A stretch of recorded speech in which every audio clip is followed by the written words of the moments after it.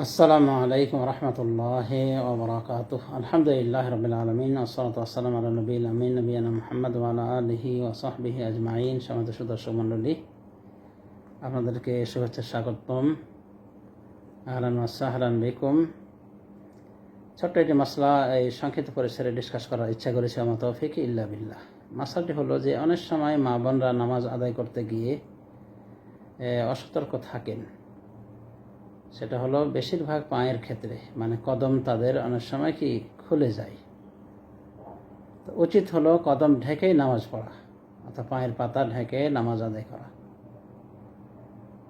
কিন্তু যদি এমন হয় যে পায়ের পাতা ঢাকা হয়নি বা পায়ের পাতা খুলে নামাজ পড়ে নিয়েছে, তাহলে এটা অবশ্যই উত্তমের খেলাফ, কিন্তু এর কারণে সালাত নষ্ট হবে এমন কথা বলা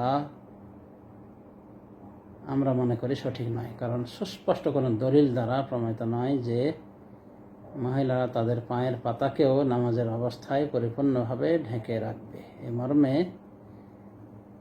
মানে সুস্পষ্ট কোনো দলিল পাওয়া যায় না। উম্মে সালামার যে দলিল, মানে তাকে যে বলা হয়েছিল যে কোনো মহিলা কি শুধুমাত্র বড় একটি জামাই এবং ওড়নায় নামাজ পড়তে পারবে, তো উনি বলেছিলেন, কোনো কোনো বর্ণায় উনি রাসূল সাল্লাল্লাহু আলাইহি ওয়াসাল্লামের দিকে নিসবত করেছেন যে রাসূলুল্লাহ সাল্লাল্লাহু আলাইহি ওয়াসাল্লাম বলেছেন এই প্রশ্নের উত্তরে, যদি ওই লম্বা জামাটা বড় হয় এমন যে তার পায়ের পাতাকে, দুই পায়ের পাতাকে ঢেকে ফেলবে, তাহলে সালাত আদায় হবে।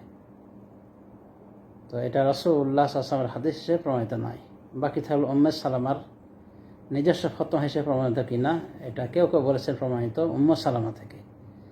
আবার শেখ আলবানী তার গবেষণায় প্রমাণ করেছেন যে না, এই হাদিসটা না রাসূলুল্লাহ সাল্লাল্লাহু আলাইহি ওয়াসাল্লাম থেকে প্রমাণিত, না উম্মে সালামা থেকে প্রমাণিত। মানে এই ফতোয়াটারই কোনো ভিত্তি সঠিক পাওয়া যায় না। তবে পা ঢেকে রাখাই হলো উত্তম,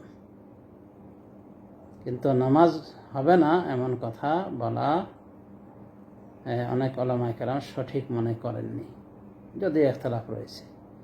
তবে অবশ্যই পায়ের পাতা ঢেকে সালাত আদায় করাই উত্তম, কিন্তু পায়ের পাতা খুলে গেলে সালাত বাতিল এমন কিছু নয়। আশা করা যায় যে এই ফতোয়াটি মা বোনদের অনেক উপকারে আসবে।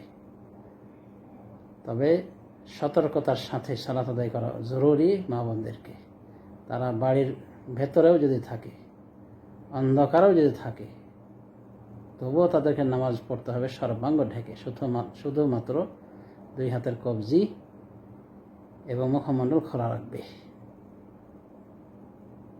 কিন্তু যদি মাহরাম ছাড়া অন্য কেউ আসার সম্ভাবনা থাকে বা সামনে দেখতে পারে সামনে থেকে বা যে কোনো জায়গা থেকে আশপাশে, তাহলে সেক্ষেত্রেও মুখমণ্ডল এবং হাতের কবজি ঢেকেই সালাত আদায় করবে। আর কদমের ব্যাপারও, পায়ের পাতার ব্যাপারও সতর্ক থাকবে। তবে পায়ের পাতার বিষয়টা, পায়ের পাতা ঢাকাটা তার জন্য ওয়াজিব ফরজ কিনা বিষয়টি ইখতিলাফ রয়েছে। তো যা হোক, সালাতের ক্ষেত্রে অনেক সময় এটা উন্মুক্ত হতেই পারে, স্বাভাবিক। তো যদি হয়ে যায় অনিচ্ছায়, ইচ্ছা করে কেউ করবে না, ঢেকে সালাত আদায় করার চেষ্টা করবে, এরপরে যদি উন্মুক্ত হয়ে যায় তাহলে সালাত বাতিল হবে না ইনশাআল্লাহ বিইজনিল্লাহ। আল্লাহু তাআলা আ'লাম। সাল্লাল্লাহু আলা নবিয়িনা মুহাম্মদ ওয়া আলা আলিহি ওয়া সাহবিহি আজমাইন। আসসালামু আলাইকুম ওয়া রাহমাতুল্লাহি ওয়া বারাকাতুহু।